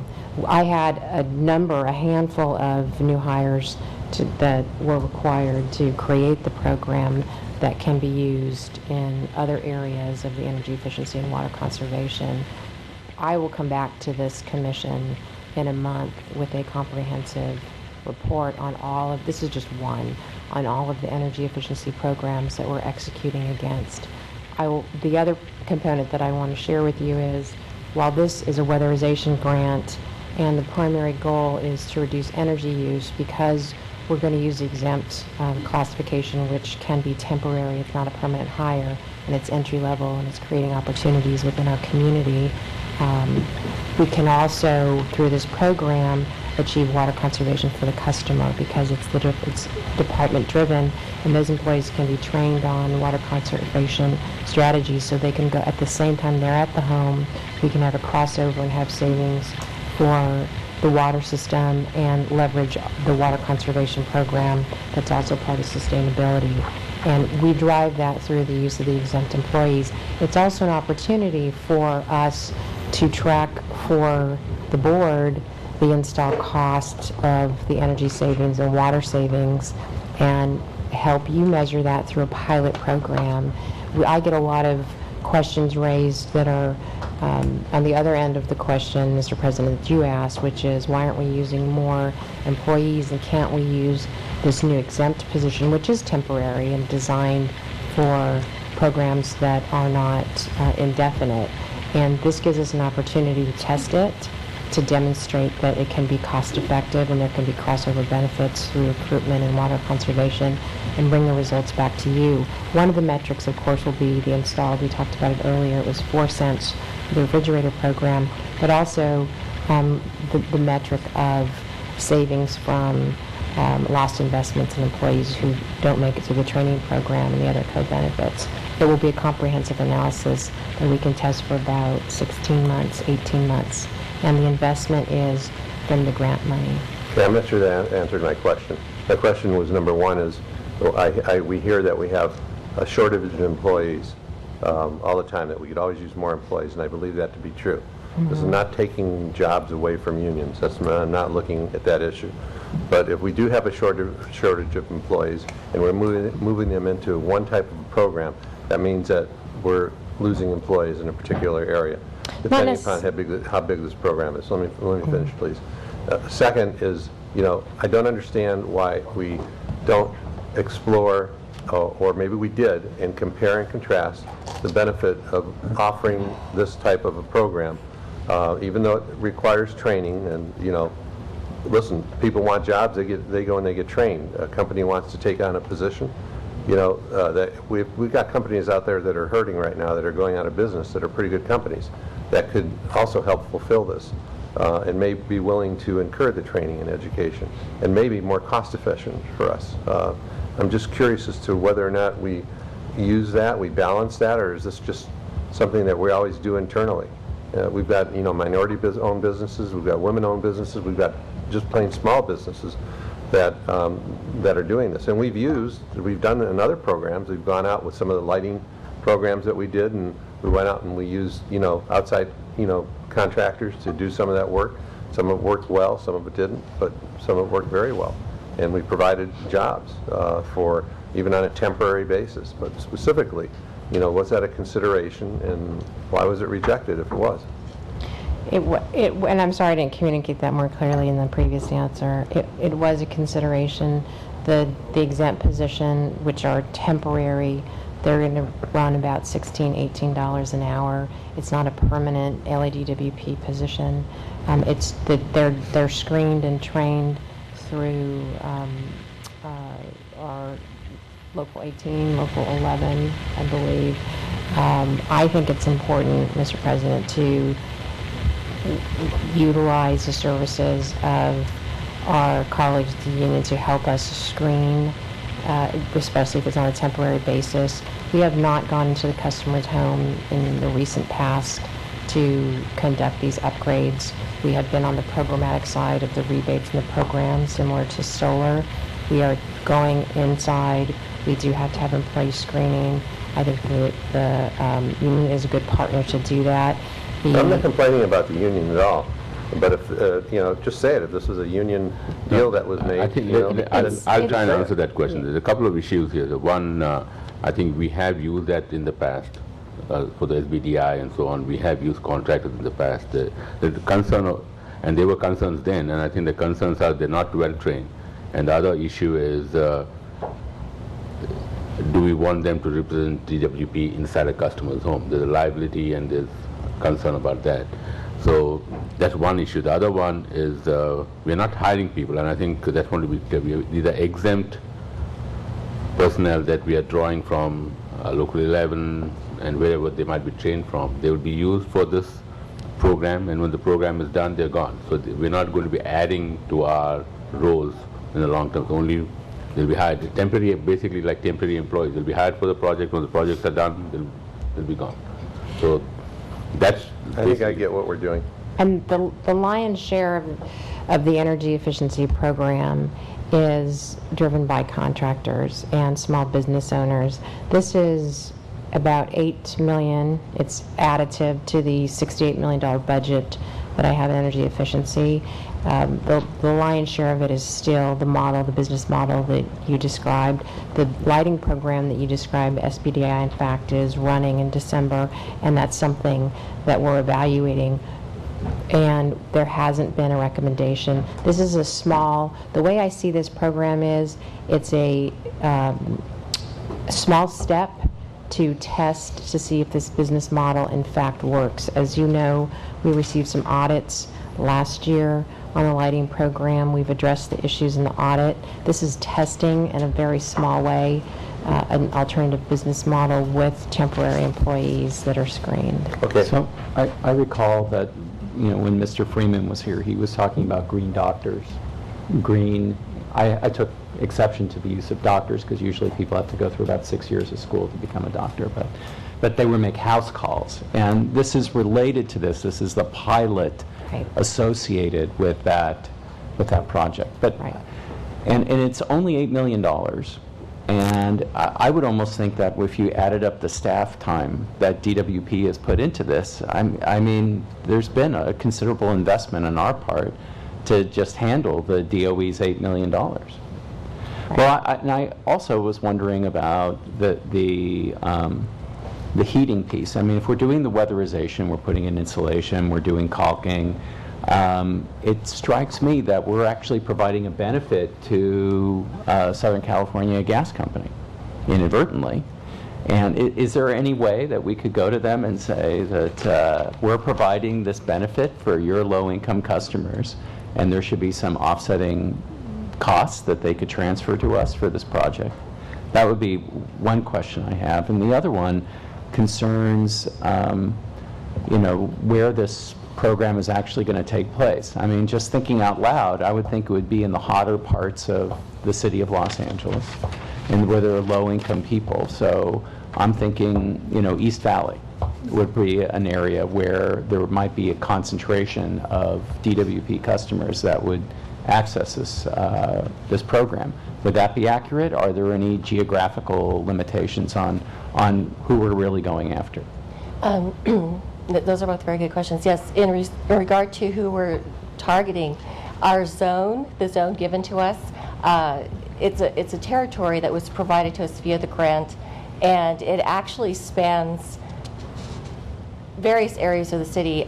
We were looking at it by council district. It spans 13 council districts. So what we're doing is we're looking at the highest energy burden throughout the city, and we're trying to see if we can, and we committed to do this at the ad hoc committee for city council, to look carefully at each council district and see where the highest energy burden was and where customers met the qualifications throughout those 13 council districts. But we found initially we did think it would be concentrated in certain portions of the city, such as the Valley. That turned out not to be the case, and we have an obligation to look at the customers in all of the zip codes that were designated to be part of the DWP zone for this grant. So there's kind of a political accommodation per city council district, or? I don't think it's a political accommodation. There were concerns certainly cited by the council members when they heard about this grant and they voted for it. They wanted to ascertain that their constituents were well represented or at least approached about this program, and that we vetted it properly to make sure that everyone who was eligible did have the opportunity to apply. And in regard to your question about the gas company, we've had several meetings with them, and we are partnering with them. Weatherization is typically gas company work, Yep. and we are working with them on 2 other projects, actually, in terms of where we can leverage it. We're providing them with CFLs and other things, and actually they're providing services for us in some multifamily dwellings and free of charge. And because this is a DOER grant for weatherization, there are other DOER grants in which the gas company already does participate. You can't leverage one grant against the other, so that's why gas company is restricted in participating in this particular grant with us for this purpose. But we did meet with them about it, and we did talk to them, and they are aware of it, and we are partnering with them in our service territory to So look there's at some ways. back scratching taking place. There is, yes, that's the short of it. Okay, any other questions or comments? He means Yes. collaboration. You're right. Collaboration. No, he meant back scratching. Nice try, though. What I do want to say, Mr. Alpert, is this is a new program, and it's something that the energy efficiency staff is creating from ground up, which is why I wanted to bring it to the board and present to you the program that's being developed and that's getting ready to launch in January. A partner to this is the nonprofit program, where we're also going to use some AIR grant money, and we're looking at the same business model. What we're doing with this second program, which will also be a test pilot for the exempt, is to include outside contractors so we compare the effectiveness. And so because we're just starting, and if it's something that you feel is necessary to track the effectiveness, we can look at the possibility of adding an outside contractor to look at the effectiveness of both business models. But it's always hard when you're starting ground up, developing a new program and executing under a certain time frame. But we're open and flexible if you think that is something we should bring back to you or pursue. Have we ever looked at subsidizing costs of air conditioning units in these places? We're going to be insulating these homes, and it makes a lot of sense to me that if the greatest benefit we would get besides refrigeration would be in air conditioning. When you're coming out, you're going to be coming to us, Lorraine, in the future on additional energy efficiency programs? Are we going to be dealing with this area? If we're knocking on doors, it makes sense to me that we're telling people about how they can really save money. Absolutely. We will look at the air conditioning. If there's air conditioning wall unit, I will come back in December. So this is for the Weatherization Assistance Program, but I will come back to the board in December to discuss all of the different programs under water conservation and energy efficiency and what we're thinking of with respect to air conditioner tune-ups and some of the plans that are underway. That is an area that's the major energy consumption for the city of LA. In answer to your question that you asked, yeah, I think you should look at all options. So I think consideration should be given to which program works best. So if it's appropriate to look at independent contractors and test them at the same time you're testing our internal or our temporary employees, yeah, perhaps we should do that. But I'll leave that to you. I just think it needs to be whichever one is most efficient is what we should be doing. Most effective for our ratepayers, and even though I understand it's a program that's granted. We will certainly do that, and we'll bring back the results that we track throughout the program. And Mr. Parby mentioned the Green Doctor, and while we don't have the funding, and because of the ECAP situation, the concept was a good one to try to provide full customer service for both. So that's what we're trying to leverage with this. Okay. Thank you very much for your comments. I was hoping to get through our full agenda before we took a lunch break, but it's getting on 2 o'clock now, so, and I believe the next 2 reports, well, the next one shouldn't be long, but Renewable Portfolio Standard, I think we're going to want to talk a little bit about, so why don't we take a lunch break and for about 20 minutes, and then we will return. Do you have long? Okay, ready? We're back on agenda. This is the continuation of the Tuesday, November 2nd, Water and Power Board meeting. We now are on number 42.3, which is legislative and regulatory update, third quarter. Is there anyone here? Yes, there's someone here. I always like seeing it, but not now. Is there maybe what I can say to No, please, tell us what you have to say. I'm looking for my staff. Cindy Montanez is out. She's ill. She usually leads the discussion. Susan Dameron is, I'm sure, on her way. I don't have the report in front of me. The highlights that I want to point out for the commission include some of the developments on AB 32. The draft regulations were issued Friday. And after a 3-year promulgation process, She's behind you. super duper. And the good news, and Susan can speak to any other items in the report that the commission may want to pull out and discuss. The good news is that the draft regulations did not contain a controversial section for the allocation or distribution of credits to the utilities, which had been planned earlier this summer and that had been recommended by the California Public Utilities Commission and by the California Energy Commission that would have put Los Angeles in a disadvantage at the beginning. The bad news is, or not bad news, but what we have between now and December is a very intense process to work with all the stakeholders statewide, the electric sector, so other utilities and merchant power generators, and then other business sectors, the refineries, the cement companies, to try to negotiate a good outcome on the distribution of allowances under a cap and trade scheme. We've been working very closely with the Air Board and the leadership at the Air Board, and feel lucky that we've been given the opportunity to advocate a position for the department with the Air Board senior staff and the chair's office. So we will stay very close to that. If any commissioner wants a separate briefing on the specifics of the cap and trade negotiations, then we'd be happy to do it. The once through cooling discussions continue. An amendment to the rule that was adopted earlier this year has been published. It's under public review. There's under a formal comment period. We continue to work closely with the chair of the Water Board and the senior staff and senior counsel of the Water Board to address the concerns. The constraint with that agency is the membership. If that's out of our hands, it's the outgoing governor, the incoming governor will know today. There's an open seat on that Water Board, and we will have a final outcome on that matter in December, and probably the latest in January. This is the issue that was before the Water Board, and the initial decision was added about $2.2 billion of costs onto the department than what was planned in the capital expenditures. Susan circled the RES. The Renewable Energy Standard was adopted by the California Air Resources Board last month.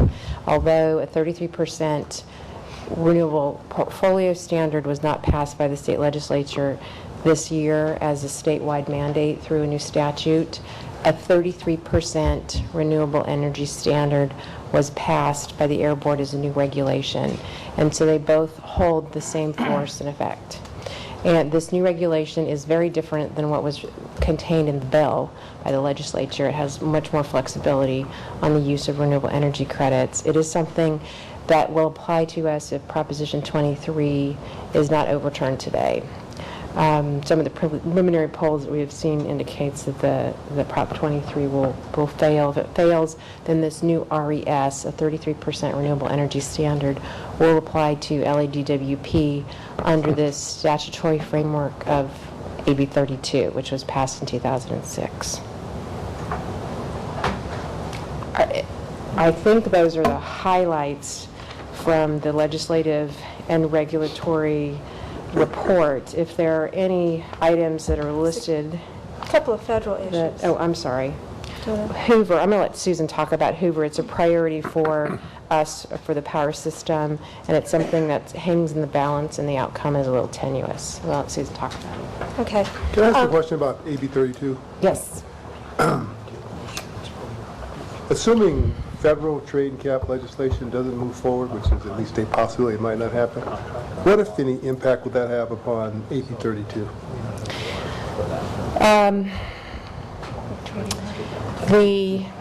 It's a good question, and so I'm going to speculate a little bit, even though it's somewhat informed.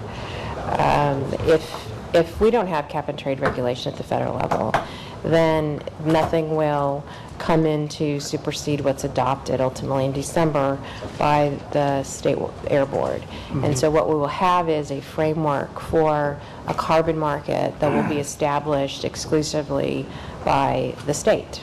And one of the triggers, however, and I think this has been raised before, is that other jurisdictions are going to participate. So they're working with Canada and New Mexico and some other states. But if we don't have anything at the federal level, then the carbon market's going to be restricted to the West, basically. And so the carbon market is going to be relatively limited. And as you know, based on your experience in the energy sector, the participants in California aren't too many, and so the market is going to be rather thin. You have PG&E, LADWP, the SCAPA members, you have SMUD, you have Sempra, and you have Southern California Edison. And what they're looking at now is starting a cap and trade with mostly free distribution of credits to the utilities who have a compliance requirement. There are advocates in a number of different quarters, some of the environmental advocates, some of the Northern California utilities who would like to see the credit allocation vary, whether it's the beginning, midstream, or at the end, towards the end, where Los Angeles would be in a position of procuring. And some of the data sets that we have run in the past couple of months show a varying cost of anywhere between 50 to 100 million to close to $900 million just for the purchase of carbon credits under that program. So if there's no federal program that's passed, and if the rules aren't developed correctly, the financial risk to the department based on our emissions profile, which right now is about 14 million metric tons between the two coal facilities and the natural gas plants, is pretty significant. And the same volatility the same risk of volatility and inelastic market will exist that we saw with the energy crisis. On that good note. That is what we have, that's the setting we're going to be operating in. Yes. Any other comments or questions on? I was just going to go over Please. 3 quick things on the federal front. One is Hoover. It's high priority for the power system, as Lorraine mentioned.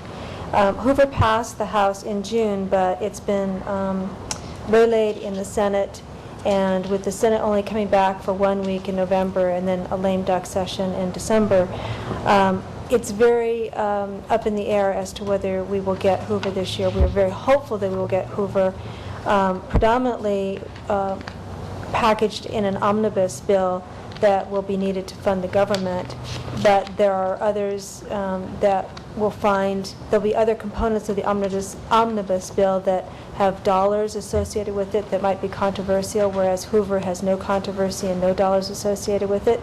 So, but we need this bill because it's easier to get the 60 votes for that than it is to package it in smaller chunks in other areas and maybe get less votes. But so Plan A is to package it with an omnibus bill. Plan B is to package it with smaller, less controversial, no-cost bills, and we'll try to get that through in the lame duck session. If we don't do that, then we anticipate being able to do that in January, February of the following year. The other thing, real quickly, is that we're also trying to do in the remainder of this lame duck session is work with with the tax extender bills. A lot of tax incentives are going to expire at the end of this year, and we anticipate that there could be a good chance for a bill this year.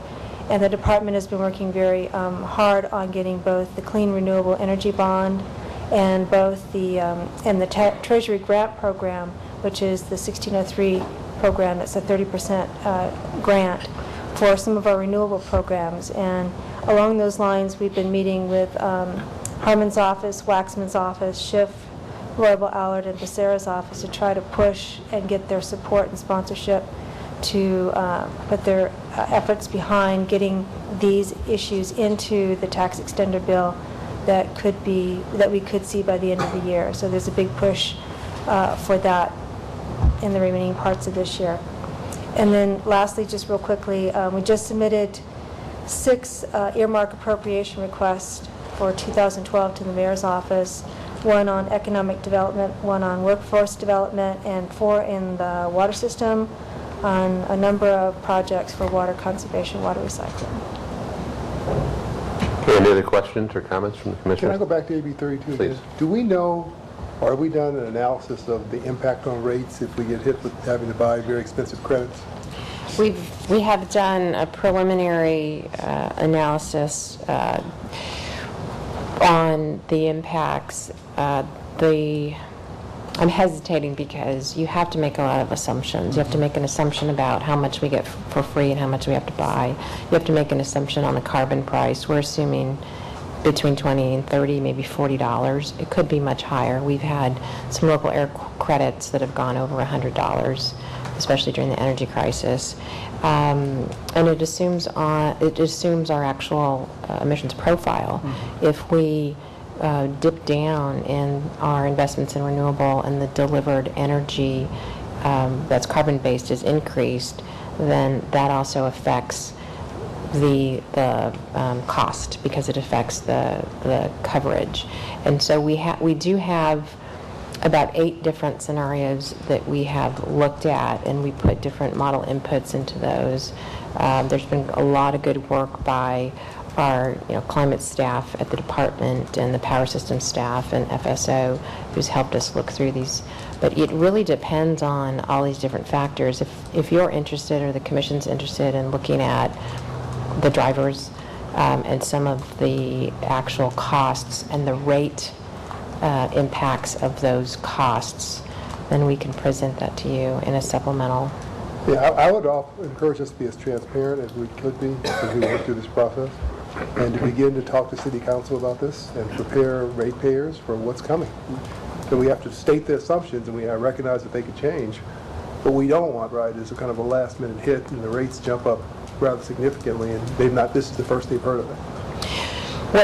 What we've advocated publicly with local stakeholders at the state level, with the regulators, and even with the legislators who are considering this, is that we prefer direct investments to reduce emissions.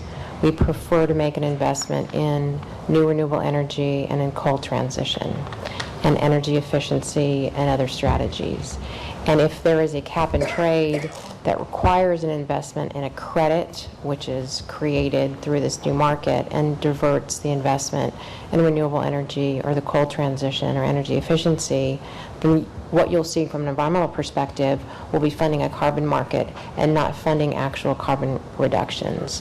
What you'll be presented later as part of many, many things that you were presented in the Power System Integrated Resource Plan is this is one of the main drivers, but relative to the other utilities in the state on a per capita basis, what's planned or what we hope to accomplish will be an emissions reduction that's far greater.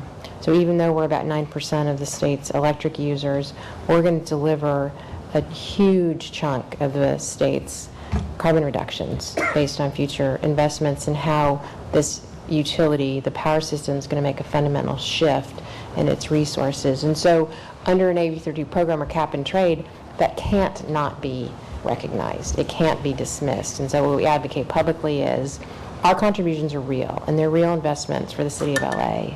And it's very important for AB 32 and those who implement it, and whoever the next governor is, I hope, who recognizes who implemented it, but who will implement it, will see the contributions of the city of LA relative to our peers. Any questions or comments? Thank you both for the very thorough and good report. Okay, the next item, agenda item, will be our renewable portfolio standard project reports. RPS, Aaron?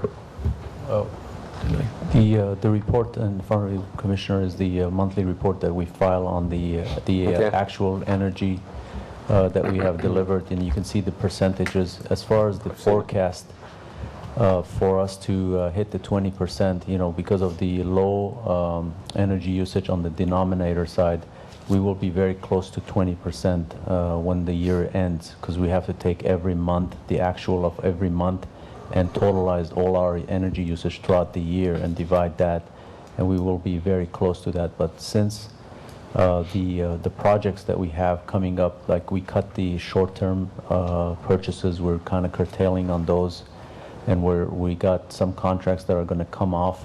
We've shown a degradation on the percentages as we move forward if we don't add new renewables.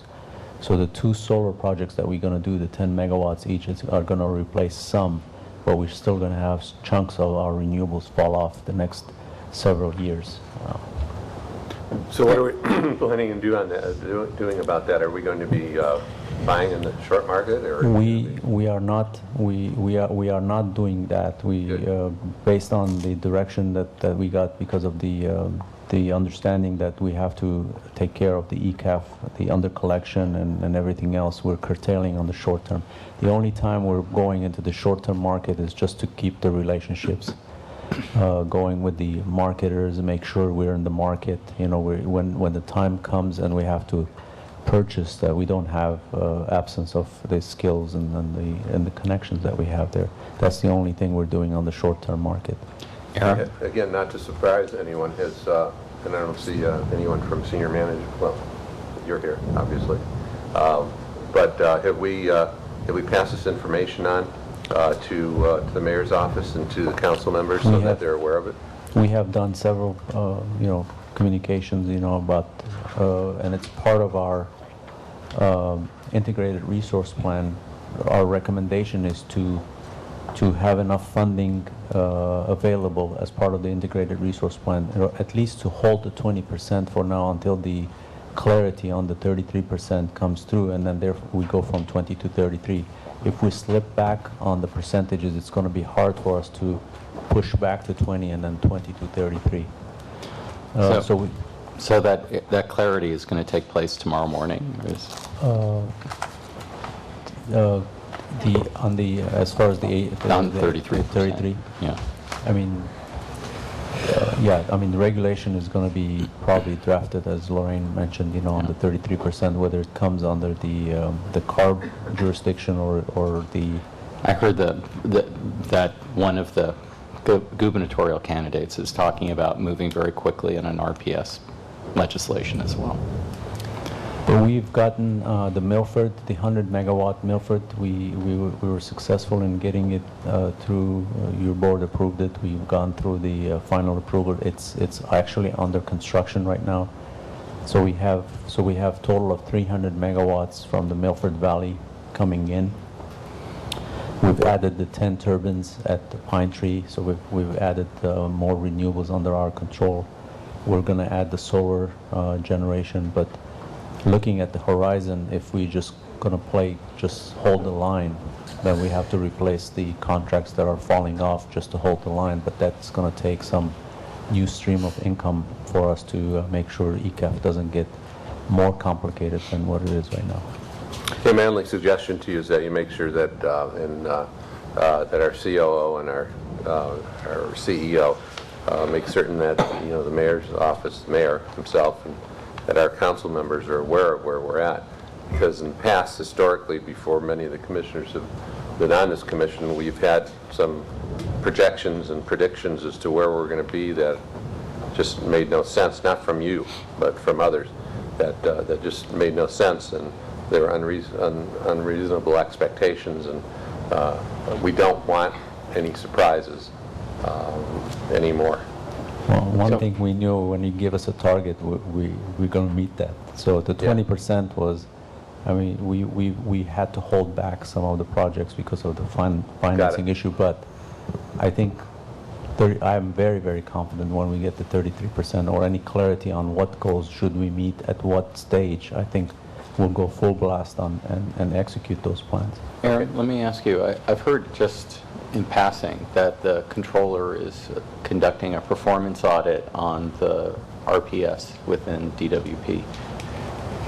And my question to you is, are we confident in the content label and how that's projected that we can stand by the 20% number? More than confident. We have checks and balances on those audited. That's why when I report every month, I give the raw data as far as what our calculations look like, but we don't declare those as a final number until the numbers get audited and everything is checked against the purchases, the tags, everything we do, because our policy is to deliver energy. So I'm more than confident that there's no discrepancy in that area, because this is a pure accounting from the power side checked with the financial side. Okay. Any other questions or comments? Aaron, thank you very much for your report. If there's no other business, we will adjourn into closed session. And so anyone who does not have anything before us, who's not a member of senior staff, we'd ask you to please leave now.